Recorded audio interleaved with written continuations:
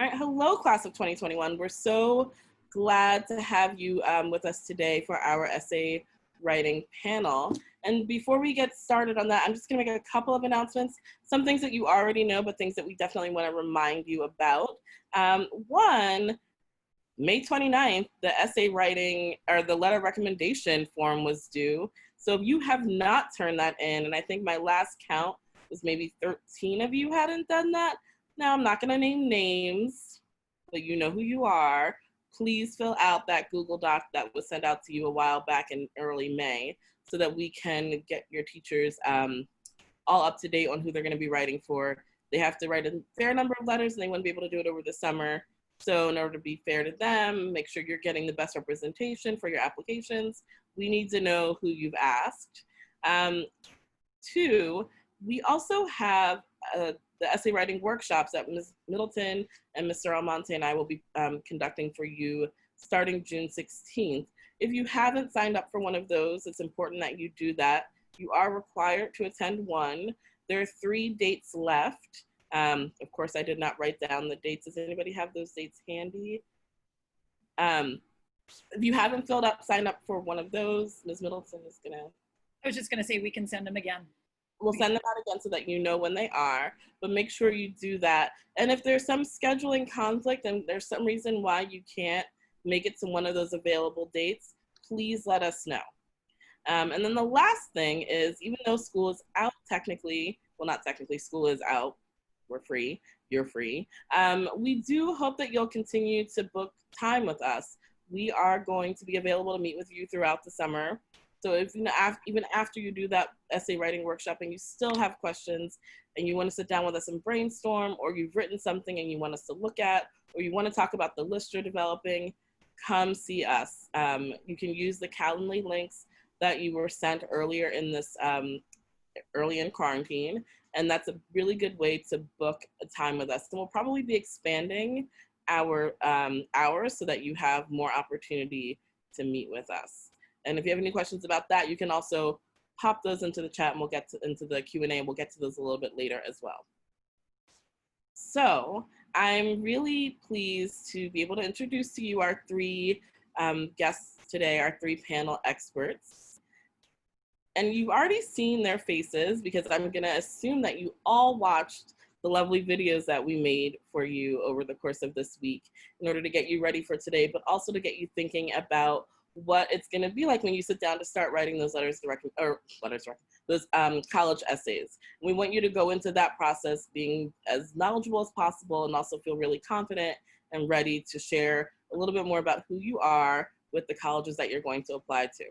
And so we've invited to speak to you today, Daryl Jones, who is the Senior Associate Director of Admissions and the Coordinator of Multicultural Admissions and the Intercollegiate Athletics Liaison at Gettysburg College. Mr. Jones has lots of titles, and he's been doing this for a long time, so that makes sense. He would have a lot of titles. Daryl, do you want to share with the students maybe an essay that has stuck with you over the years? Sure, and thank you all for joining us. I'm looking forward to seeing you in person when the time comes, and thanks to my colleagues from other schools for joining us today. But my favorite essay to this day is actually one that I read a long time ago, and it was literally about a person who was writing what a pain in the neck it is to write essays. So literally it was, hi, the person mentioned their name, I'm, and then there was a ... The ... led to another sentence that was further down that basically said, sorry, I had to step away because I know you all expect me to do community service, so I was doing that. And then it stopped again. So basically it was this beautiful set of interruptions that it was a total way of making fun of what admissions people expect all of you to do. And it was beautiful, it was hilarious, it was real, because if you met this student, it matched the personality, it matched the attitude, it matched the sense of humor. Still one of my favorites because it's about as genuine as you could get. Thank you. Christina Osino is the Associate Director of Admission for Multicultural Recruitment and Student Access at Lafayette College. And Christina's gonna answer the same question. Hi, Christina.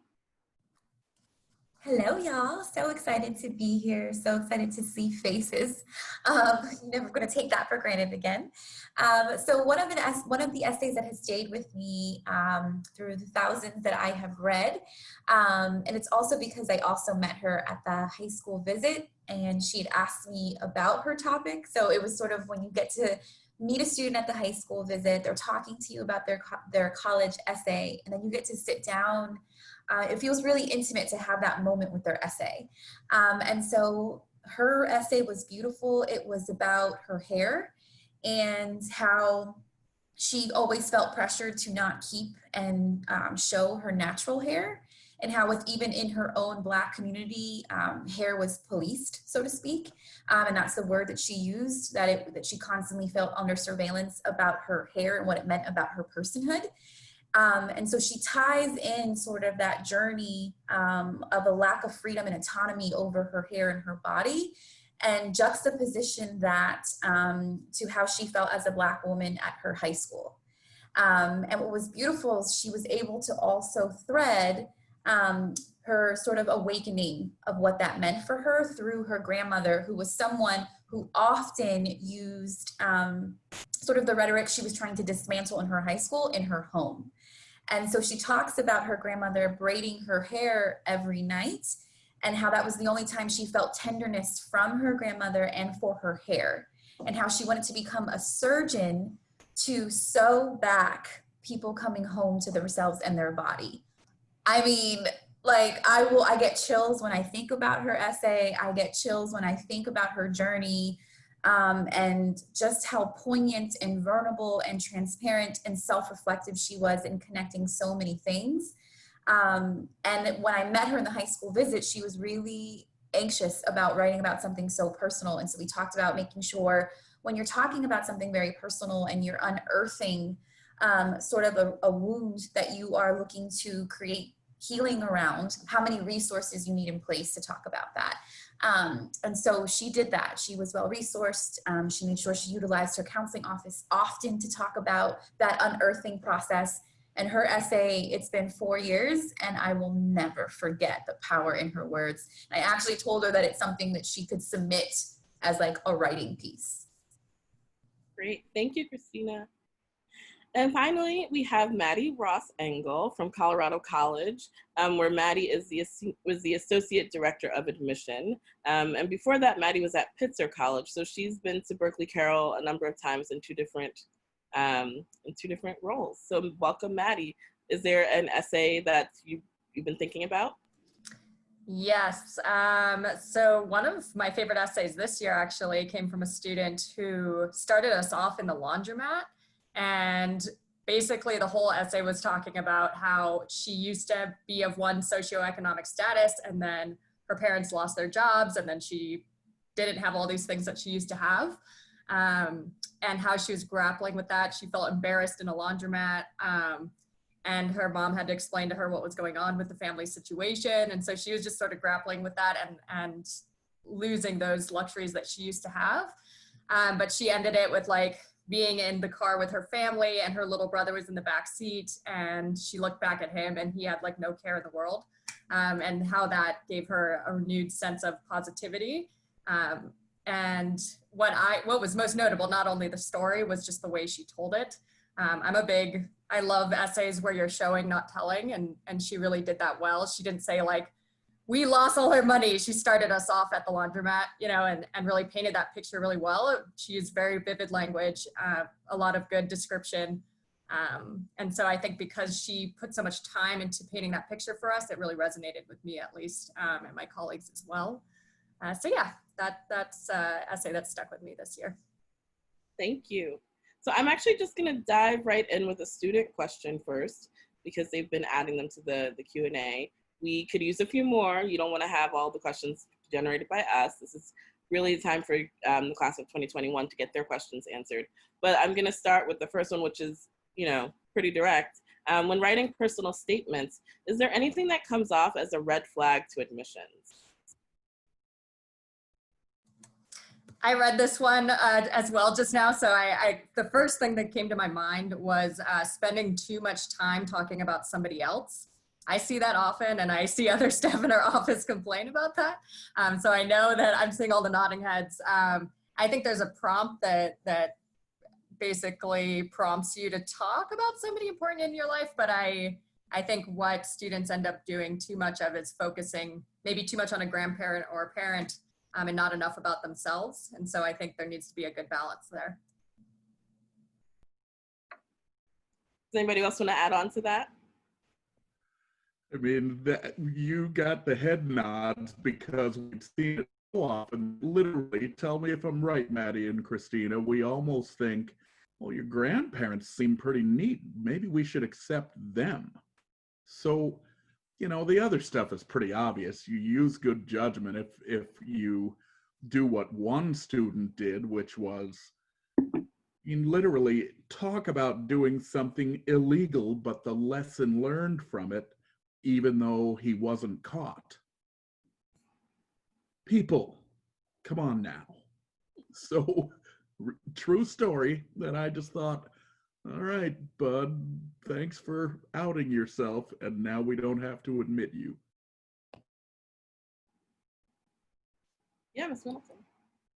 I was just going to add one thing. I've read application essays too, and particularly about the part of the question about something being a red flag, to your point, Daryl. Sometimes people feel like they need to have a tragedy, or they're experiencing a tragedy or experiencing something really painful. Is it always a good idea to write about something like that? Is it like, do you find that that comes off more easily, or is it harder to write about?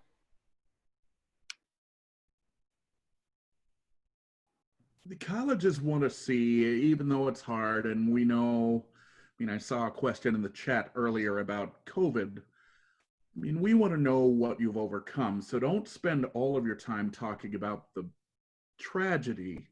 Spend more time saying that you've overcome it or you're working on overcoming whatever it is, and make us believers. I don't know, Maddie or Christina, what do you think about that?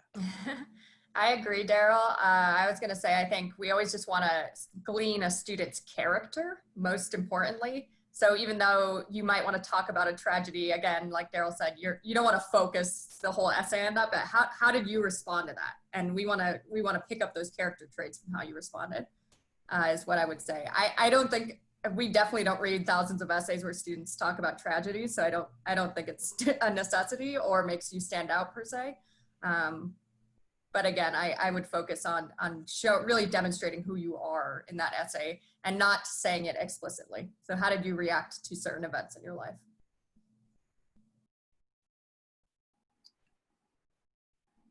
So another student's question is, what exactly is the tone that you're looking for? Are you looking for something that feels a little more formal, or do you want something that feels more personal? And I think this maybe comes in part because our students most students, I think, write a lot of analytical essays up to this point, and there are very few occasions where they get to write personal essays, although many of our students have taken a class called Voice and Style in 10th grade, which allows for a little bit more of that. So what's the balance you're looking for in terms of tone?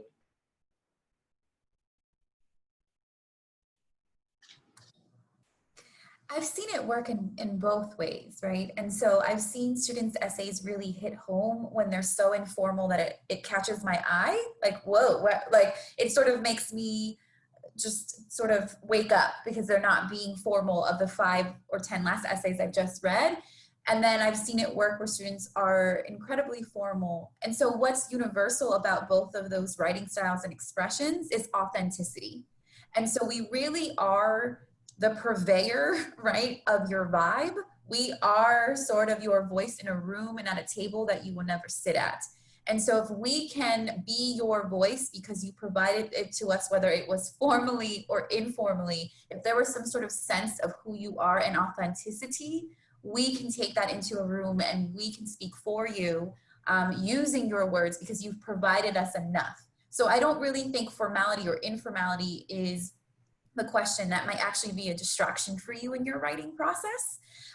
It's really being your authentic voice. And what is that for you? As counselors, we also say that, when we're working with all of you on your writing, this is a personal essay and it should sound more or less kind of like a personal reflection and conversation that you're having and conveying in an essay that you're giving to somebody. But one thing that I always highlight with students is that there is a such thing as being too personal.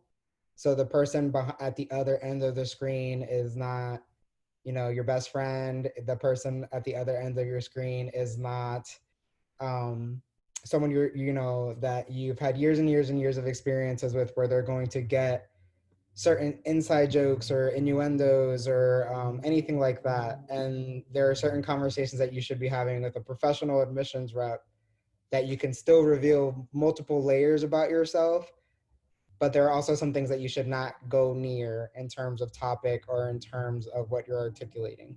So that's, I think, is a fine line of, that's the tone going too far. Curse words, lots of different experiences that have to do with ridiculing or isms and things like that. Those are probably not the qualities that you want to put forward to an admissions rep. And I think if you are talking about those things, you have to be very clear about how you're conveying that message and how you're crafting that essay so that you're getting your point across and the story is clear to understand. I also think that although we don't want to see a formalized essay, we're still looking at things like grammar and syntax and structure. So it's important to keep those things in mind. We see essays every year where it's just a huge paragraph, right, that goes on and on and on. So of course you still want to think about structure and make sure that the essays sound in that way. And you can put in these little English tricks, I guess, here and there to make your essay descriptive. And we like to see those things too. We of course want to make sure that you're ready for college writing. And so we might glean that through your essay. But again, we're not looking for an overly formalized topic or essay. Mm-hmm. The next question from a student is probably one that everyone's asking. And keeping in mind that the Common App is adding a COVID-related question starting this year. So there's gonna be some room to talk about it on the Common application. But even before, at the very early stages, I think one of the things I saw in a lot of college counselor forums were, oh no, we're gonna have a lot of COVID-related essays. And so the question from the student is, to what extent should we avoid it as a topic to stay unique from other essays, or is it a good perspective to give insight into our experience? I think if someone has been personally affected, it's certainly an okay topic for the larger personal statement, but since there are so many things you could write about, including choosing a topic of your own, I just like for people to do a little less work, meaning the topic that comes to you easily that you could literally write in your sleep, that's your topic. So it happens to be about COVID, run with it. But if it happens to be about something else, make it about that. And Maddie, I want to refer to that essay that you mentioned because it reminds me that students don't need to make everything perfectly chronological from beginning to end.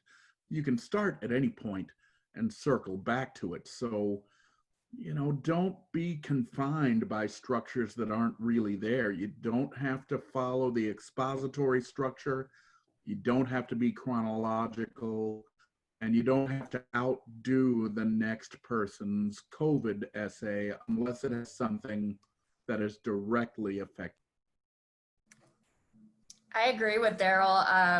I'm actually kind of excited to read some COVID essays because I want to see how it affected your life personally.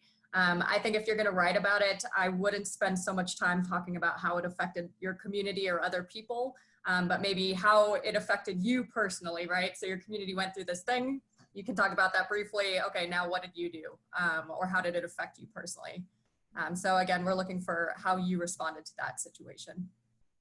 This is a follow-up also from the same student. um, regarding COVID, but also thinking about the supplemental essays. I think for a lot of students, you know, when they're thinking about how they're going to craft their supplemental essays, a lot of that comes from spending time on a campus, even if it is, you know, just the hour you're on campus for a tour and info session. So in those why X school, how do you recommend students prepare to answer those questions, given that they may not be able to spend time on campus? That is such a good question, because though historically the students who have really thrived in those questions have been students that can reiterate or mirror back to us that you get our community. And how do you gather that information and those sensations and those emotive language pieces that would happen naturally when you're on a physical campus? And so I think this is an opportunity for students, and I use opportunity using like positivity where there's hard to have positivity, right? Because I think it's an actual challenge. So let me name it correctly. I think this is a challenge for students to really take an inventory of what you are feeling now through what you are reading, right? And so what sort of energy and what sort of tone and tenor does XY college use? And does that evoke something in you? So before you were able to do that physically, and that sensation is so palpable. And I remember reading those things and getting excited because I'm like, oh, they get us, they get the vibe. And so now you're gonna have to do that through the use of language on a website, through the use of images on a website, but also something that is complete and total access to you is use your admissions officers to then give you additional purveyors of vibes, which is our current students. They are going to give you language. They are going to give you transparency that you may not find on websites or in virtual tours or in Flickr accounts, but you will find them from our students. And also become an excavator, right? So go onto these websites, but click on things that are not in admissions. Go to their clubs and organizations pages. Go to their actual school newspaper. You want to get the tea on a school?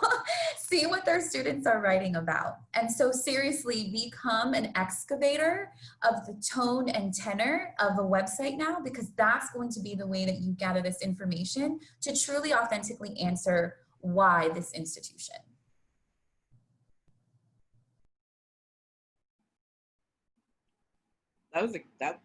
Yeah. I wrote that down, become an excavator. So another student asks, do you think there are cases in which the essay's story speaks for itself? Or does it always depend on the quality of the presentation, no matter how interesting the story may be? In other words, can the experience discussed in the essay on its own be enough to satisfy the admission team? If not, what is the essay missing if it wholly relies on the story or experience discussed? That is one whale of a question. All of these questions are great, actually. So here's the deal.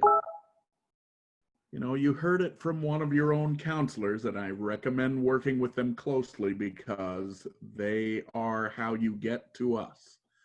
We don't know you. We don't know your life. So even if we've interviewed you, you attended an individual session of some sort, we didn't grow up with you, so you heard it before. So make sure it's not full of inside jokes and inside terms that we would never be able to figure out. And make sure it's something that just reflects you. So the story can tell itself if you allow it to.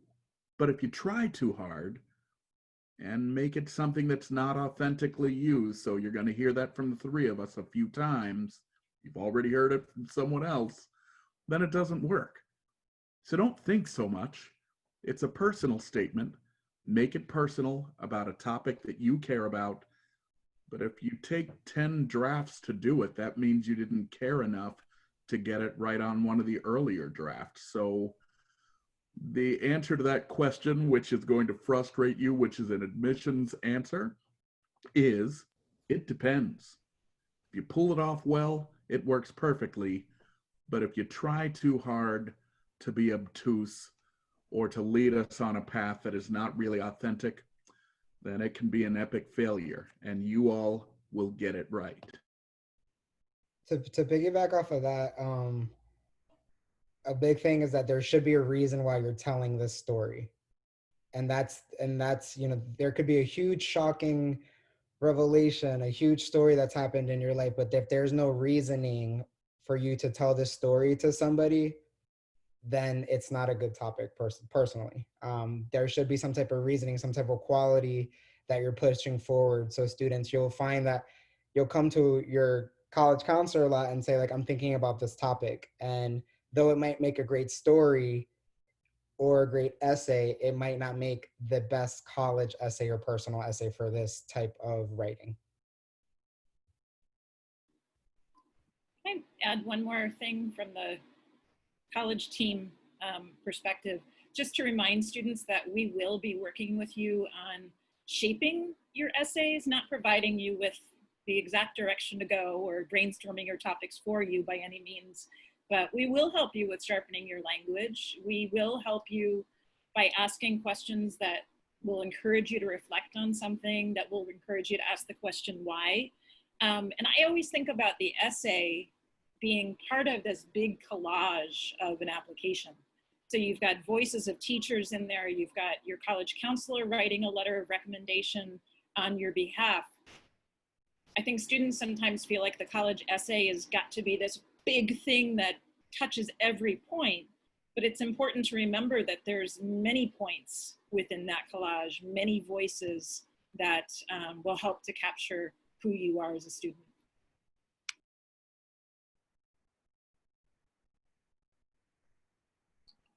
I was just gonna say, you know, you can also rely on us to be honest with you.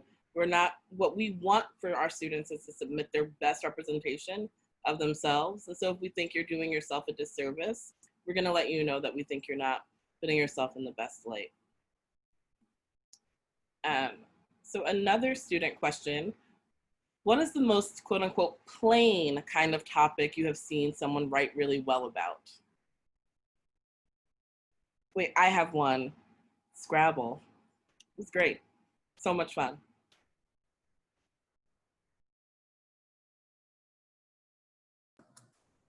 I said this to Berkeley Carroll Scholars. If you watched our video, me and Mr. Amonte, I always try not to call you your first name in front of the students. But I talked about a student crushing their essay. It's one of my top 3 favorites of all time, about using a coupon to get a McFlurry at McDonald's.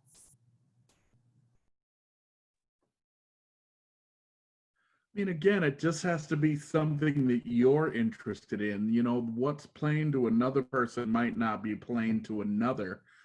I mean, it just has to be something that you find interesting enough so that you can tell your story. So, you know, try not to think so much about what we want and think more about just what would represent a piece of you better. And whatever that is, you know, since all of us have admission staffs that are full of a bunch of different people, what one person finds plain, another person might find fascinating. And that's what really makes personal statements work for all of us. I mean, we don't pass transcripts around and say, oh, come look at my screen, look at this curriculum. But a personal, oops, sorry about that. I got excited and I hit my mute button. But if a personal statement matches who you are, this is the problem with being a hand talker, you have nailed it. So it doesn't matter if it's plain, it's just got to match you. Yeah, I agree with Daryl. I was gonna say plain is good. I like plain. I think I read an essay this year of a student playing Monopoly with their family, like something so simple, but we learned a lot about the student with how they converse with their family members, how they played the game, all these things, you know? So I think plain definitely works for us and oftentimes maybe shows your character even a little bit more. So I was also gonna say, I think right now it's important to just think about moments in your life that really had an impact on you. And maybe that's the one you should write about. Whether that was a time you felt really scared or proud of yourself, happy, hopeful, you know, think of those things instead of, I need to write this formalized essay.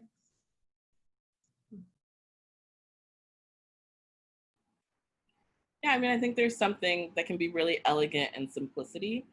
So years ago, I had a student write about failing her driver's exam 3 times and what that, and sort of the process of, I mean, I was terrified about her being on the road in a car, But that's not what the essay was about. It was about like the experience of having to get better at something when maybe you're someone who's always getting pretty good at something the first time out. You know, she talked about the growth part of that. And it wasn't explosive. It was just her on a page. It was really lovely. So here's another student question. I know college essays are supposed to show who you are and show yourself off a little bit, but is it bad to talk about how you might not be comfortable with yourself or comfortable talking about yourself? Or should we really only focus on the positive? These are great questions. I'm not surprised. So I love that question. So thank you for that question. That's such a good one. I think, again, it really comes back to what's salient and true for you. And that energy is felt by your reader. I really mean that. I think folks that are drawn to admissions, folks that are drawn to this occupation are all about sort of reading energy and creating a narrative and threading together who you're sharing who you are. And so I know, and I will own though, that I come in to my reading with a bias of really loving and celebrating transparency, vulnerability, and authenticity because I'm a therapist, right? So when I read an essay about a student saying, I don't know who I am yet, I'm like, yeah, thank you for being honest, because actually everyone doesn't know who they are. We are in a constant state of becoming. And so for me, when I read those students, I get really excited because I'm like, here's a student that's self-reflective, transparent, and vulnerable and willing to learn and unlearn, which is the entire point of college. So I get really excited about students that know how to share that they haven't figured it out, or that they're struggling in this area, or they're still figuring it out, because it makes me excited about you coming to our community. And I always think about those students, and when they land on campus, I'm like, hey, you were thinking about exploring this, meet this person. It's also an invitation, I think, to really connect even further and deeper in communion with others when you are willing to say that you still don't know what you're hungry for. It helps us in your journey to name it. So the whole journey of hungry for something you can't name, I sign up for all those essays.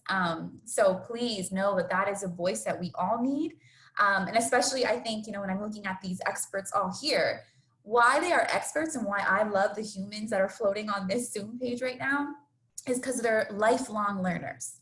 And lifelong learners have this humility to know that we're always becoming, we're always figuring something out. So join that community, join us in being lifelong learners.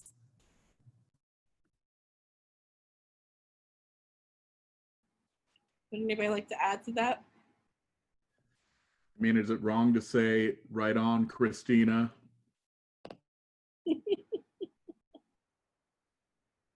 Perfect.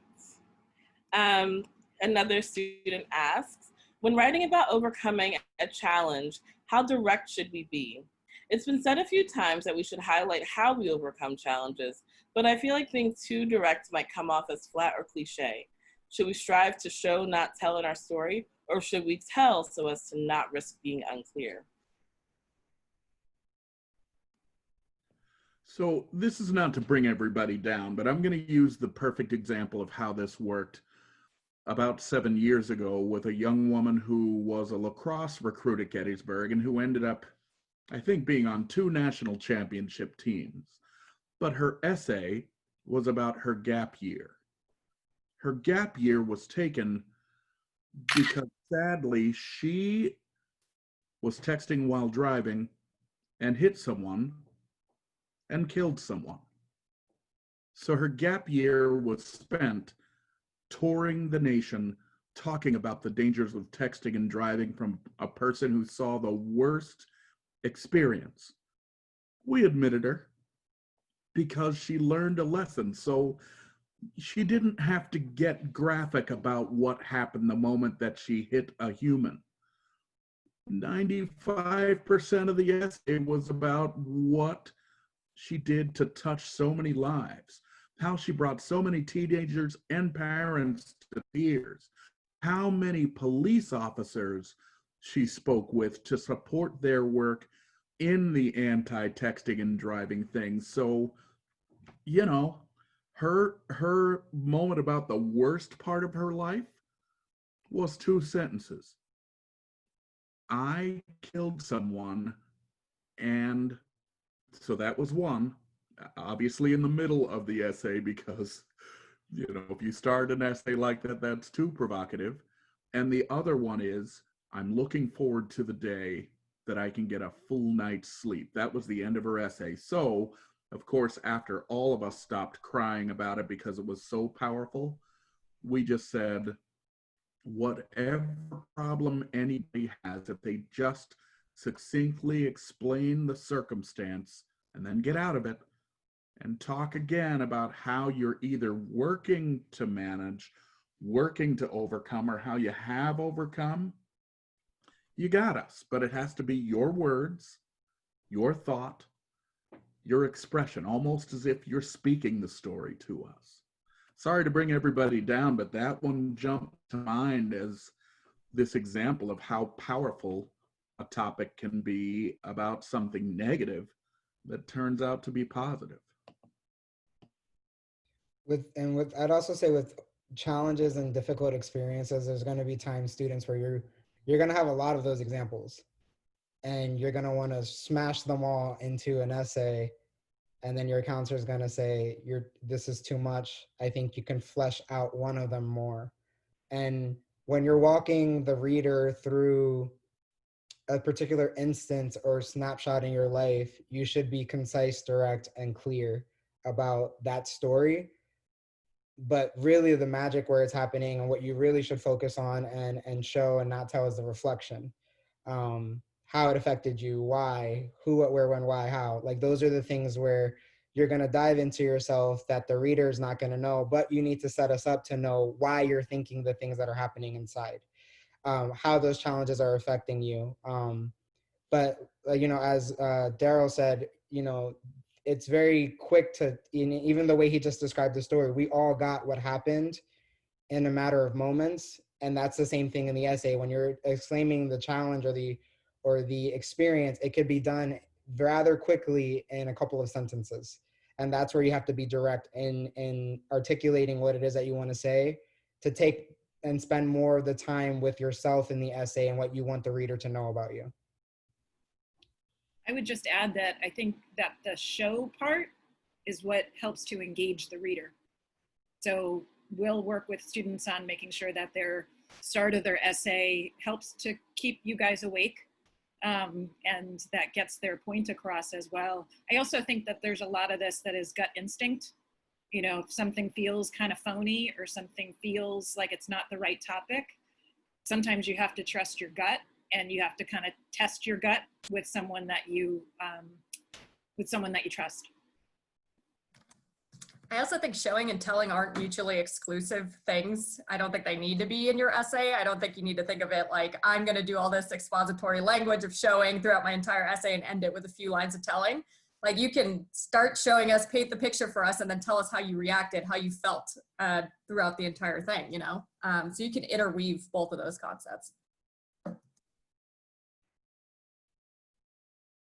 Yeah, you'll find in the editing process that you might have been talking about the birds and the flowers and how bright the sun was shining and what the grass looked like. And when we're helping you edit, we're saying, hi, like, this isn't necessary because we want the reader to focus on this. So you'll have a lot of language and a lot of descriptive, you know, language and beautiful imagery that sometimes might not make the cut because there's more important things that the essay needs to keep. But while you're writing, include all those things, because it's better to have more and get it down to something that's concise to 650 words. So this is another student question. To what extent, if at all, should you talk about your shortcomings as a student or person in your essay?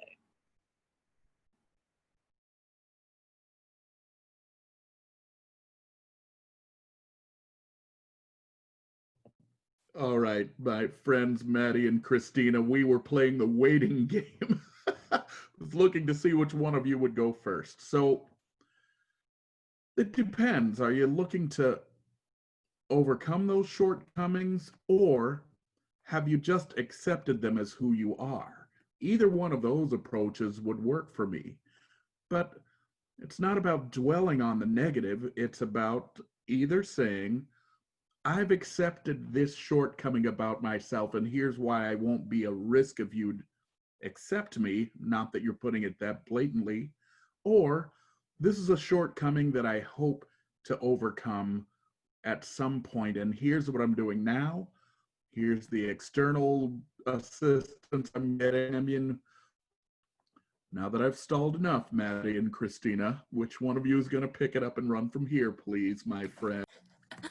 Oh, Christina, I was gonna say, yeah, I mean, I agree. I think this also goes back to what Christina was saying about being a lifelong learner. We love to read that kind of stuff. That's totally fine. And exactly what Daryl said, just don't dwell so much on the shortcomings. I think totally putting out there, that's fine. But we don't want to read 4 paragraphs of this is why I'm not good at something, right? Why do you choose to write about that, right? That should come through. And then where are you going with that skill development or whatever you're talking about? So yeah, we want to see the forward trajectory. I would also add that students should be careful not to use, if that's your topic, not to use it as a way to make excuses for why maybe your academic record isn't what you think a college wants it to be. If there's some things that you think really need to be highlighted about your academic trajectory, your counselor letter recommendation does a lot of that work. There's also a space if there are extraordinary reasons why you need to explain that, there's a place to do that on the Common App. But it shouldn't read as, oh, let me tell you, it's because I'm not good at going to bed at night, and so my grades suffer. Nobody wants to read that as part of your college essay. I've certainly seen it though. Just a reminder, students, parents, if you're in the room and you have questions, please feel free to populate them. We can also I have one more, maybe 2 more college essay related questions, but if you want to start adding in a couple other topics as related to college admissions, you can. How often do the clever essays land successfully? Is humor something that sticks out as authentic, or can it tend to take away from the point? And I think this is a great question because every year in, April, like the New York Times or someone publishes this very, clever essay that helped the student get into all these highly selective schools. And so then everybody thinks they have to replicate that. But I'll let you all talk a little bit about why that may or may not be necessary.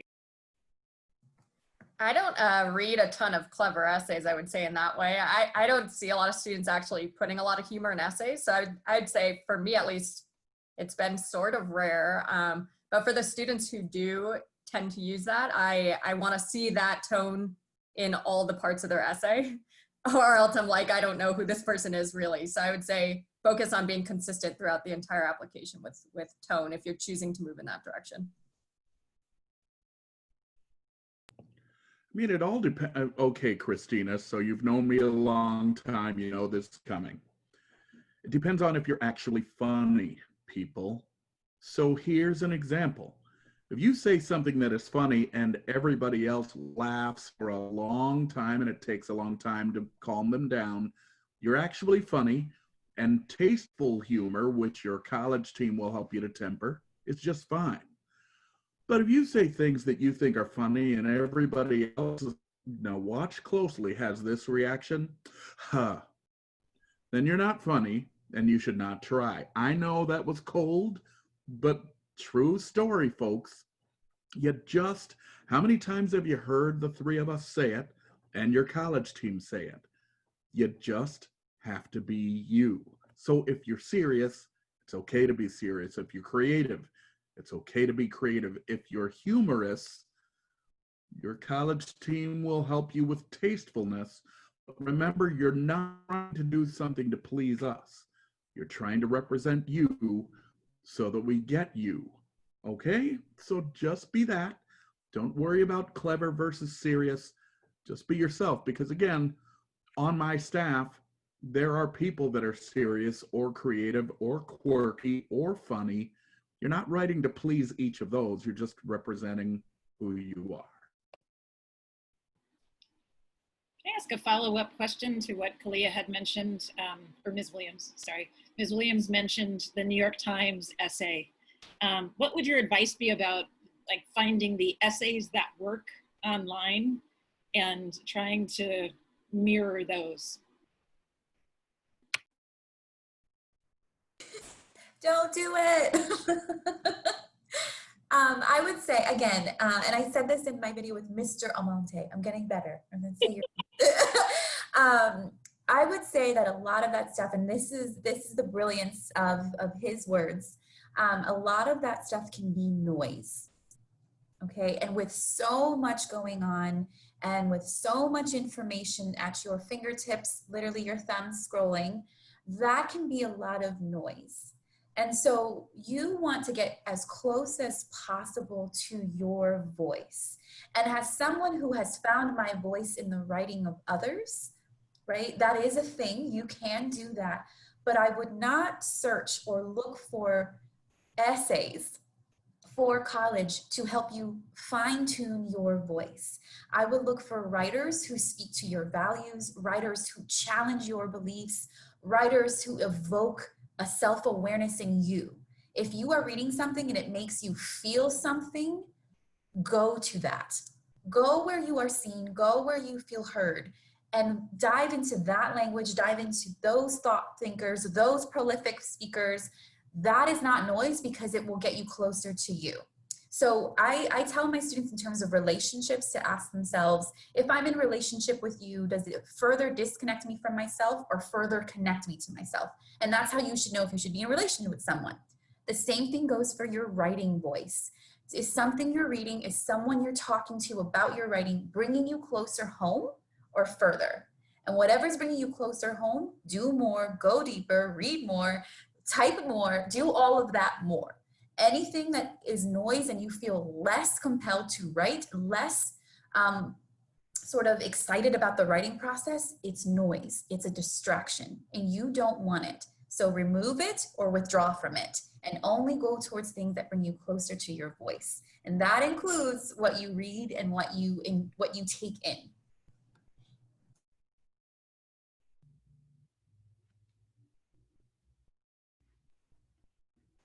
We have time for a few more questions. So if students want to put those in the Q&A. I have a question, the counselor question. You know, talking a lot about inauthentic voices, and you know, I mean, when we talk about the essay with students, we talk a lot about having too many hands all over the essay. Do you feel like that's something that becomes apparent to you as readers when you're sitting down with a student's application?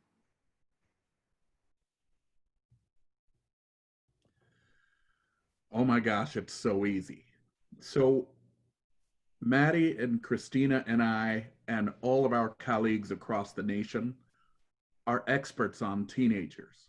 No matter how many hands touch your essay, in a year, we've each read thousands of these. In a year, a single cycle. So whoever that outsider is, whether it's your parents or somebody who's not connected with the college team, has not come close to seeing as many essays as we have.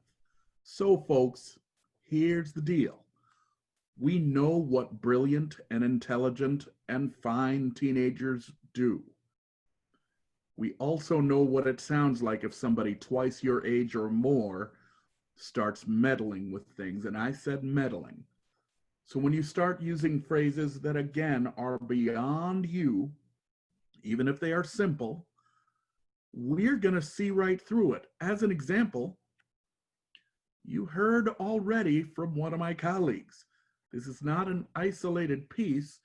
This is something we're connecting to maybe seeing you in an interview, maybe getting to be someone who has read your recommendations, maybe someone who has looked at your activities. So we're not looking at these in isolation. So if suddenly the essay doesn't fit any part of you, or you're using phrases that don't match you at all, then again, you're being inauthentic and you're not making it something that represents you. I don't know how many times we need to say it, but stop thinking so much and just be you.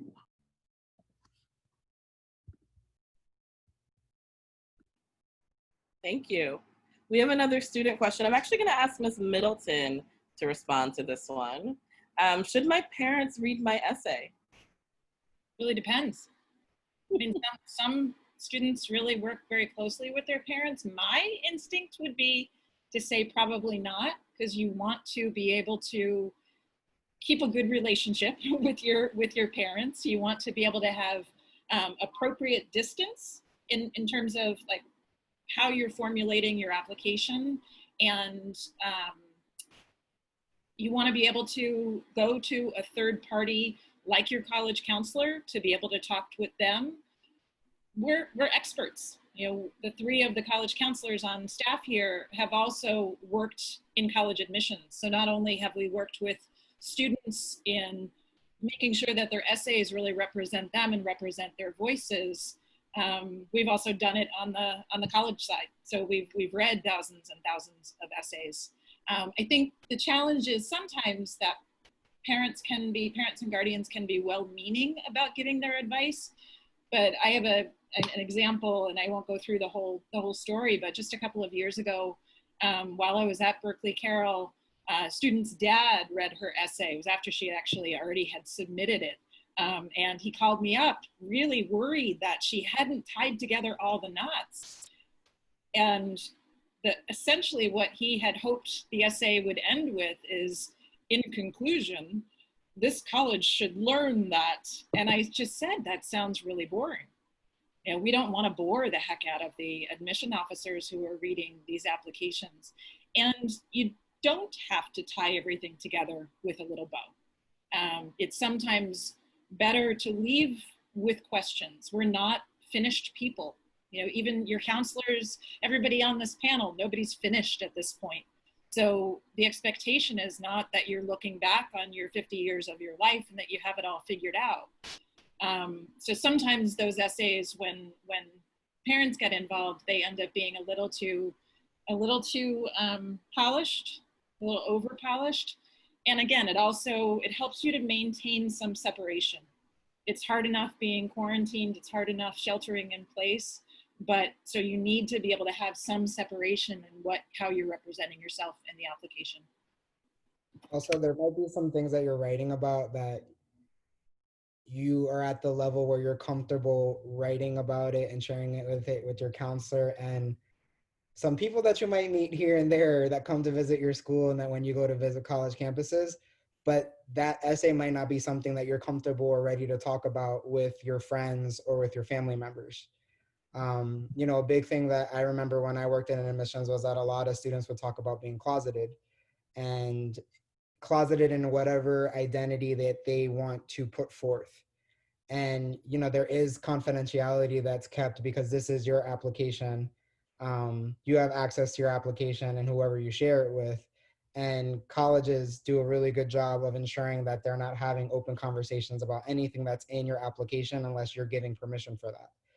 And, you know, there are some things where that might be your story, and we're going to keep that between you and whoever you feel comfortable sharing that with. That's something that I also want to reiterate.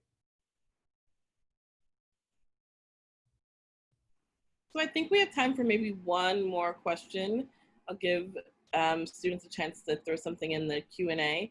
If not, I have way more than one more question, but I'm trying to decide what's going to be the last one if I have to pick one. Nothing's coming in. Well, I feel like this is a question that also comes up a lot. I think it'll help students as they're generating their topics. But I know you said you could choose any topic. Are there things you've read too many times? So even though they have the whole world at their feet, basically, to speak about, or I should say their whole world, is there, oh, Harry. I will make everybody answer that question. But is there something that they should avoid because maybe it's been a little bit overdone?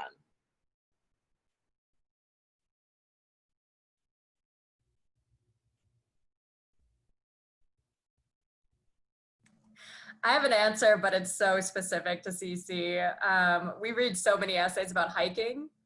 And I think especially that comes through because I have New York and a lot of students have mountain experiences.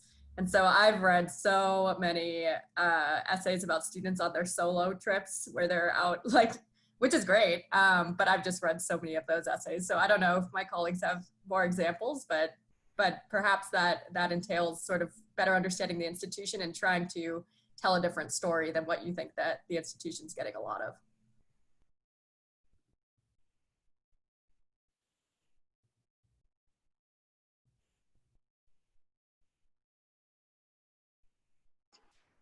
Anyone else want to answer that? Things that are a little bit I'm overdone. waiting you out, Christina. Uh, so I think I'm always just so hesitant to answer that question because there could be a really good essay that now won't get written because we said it's something we see too much. And so I'm always just so hesitant to answer that question. But yeah, I mean, of course, like the service trip, right? Like I read that a lot. I read a lot of sports essay about being a captain of a team and how that taught them leadership skills, right? So yes, there are things that I see repeated, but I want to just be mindful, and what takes precedence for me and what's priority for me is if that's salient for you, it is my responsibility for it to be salient to me while I'm reading your essay. So yes, we are all going to have opinions about what we read too much of, but I challenge all of us who are readers, who are territory managers, we always need to lead with your advocacy. And so even if it's my 5th essay of the day about you being a leader in a sports team, it is my duty to read that with care and to recognize that that is salient to you. So just make sure that if it's salient for you, we feel that energy. And my addition is simple, based on a set of juniors from Chicago who are triplets, and they're identical triplets, and none of them shared their essay topics, but they all wrote about the same thing. Each one had a different angle on the very same topic as identical triplets, and they were all fantastic. So, stop me if you've heard this one from us. Don't think about us. Think about you and write what you would like to write so that we get who you are and what you care to express. I think part of the problem is people think too much about trying to please us instead of just representing themselves. And that is 2 entirely different things. So your job is simple. Don't try to think about who might be reading on the other end. Think about being you, because the piece that wins almost every time, whether it's about the essay or the interview or about activities that you might do, is who you really are, not who you want us to see. So sadly, there are so few people willing to just be authentic that authenticity wins, and you're looking at 3 pretty selective places that have a lot of great applications. It's not the transcript that makes you different, it's everything else.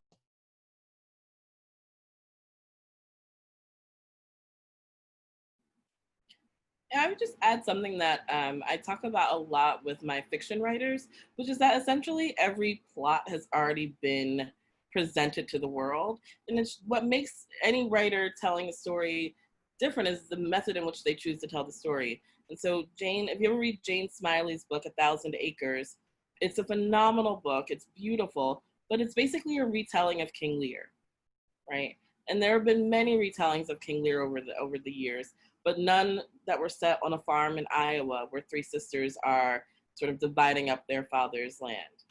It's a beautiful book. It's a plot that we already knew, right? But she chose to give it to us in a different way. And so I agree with Christina and Daryl and Maddie, like I'm hesitant to say, don't write this kind of story because it's your story and you have to tell it in your way. So we have one last question, and I'm actually going to ask everyone to answer this question. And you can thank Harry Justice for this one. What did you all write your college essays about? Women's basketball. Am I a basketball player? Was I ever a basketball player? No. No business writing about women's basketball.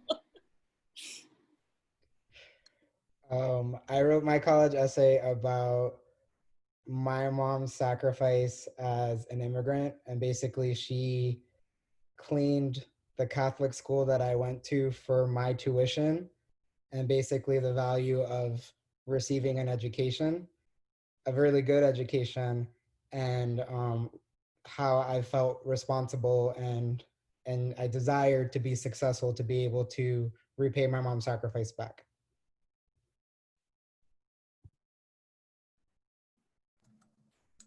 I can't quite remember, but I think I wrote about wanting to work for the UN one day, and obviously that didn't happen. But I think what I recall from that essay was trying to put everything into it, like way too much detail about my life. I'm like, I need to tell these people everything. So I probably did it all wrong, but yeah, that's what I can recall. So definitely it made sense why I became a psychology major, because my essay was ridiculously deep. And like once I wrote it, I was like, oh wow, okay, yeah.